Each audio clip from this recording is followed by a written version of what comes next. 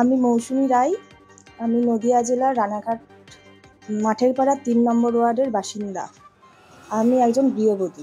আমি কলকাতা টিভির মাধ্যমে আমি একটি সমস্যা তুলে ধরতে চাই। আমাদের এলাকাবাসীদের জন্য যদি একটু রাস্তার লাইটগুলো জোরালো করা হতো তাহলে আরও উপকৃত হতো।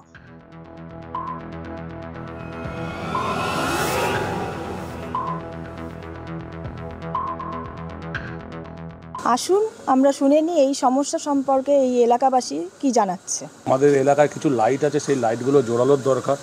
লোকে রাত্রিবেলায় হাঁটতে পারে না, অনেক সময় অ্যাক্সিডেন্টও হচ্ছে, গর্ত আছে কিছু, সেইগুলো মানুষ পড়ে যায়। এইগুলো যদি আমাদের সমস্যাগুলো সমাধান হয় আমরা খুব উপকৃত হব। ওগুলো যদি একটু বাড়তি আলো হয় তাহলে আমাদের এলাকাবাসী আরও উপকৃত হয়। চারিদিকে রাস্তা অন্ধকার হয়ে থাকে জায়গায় জায়গায়।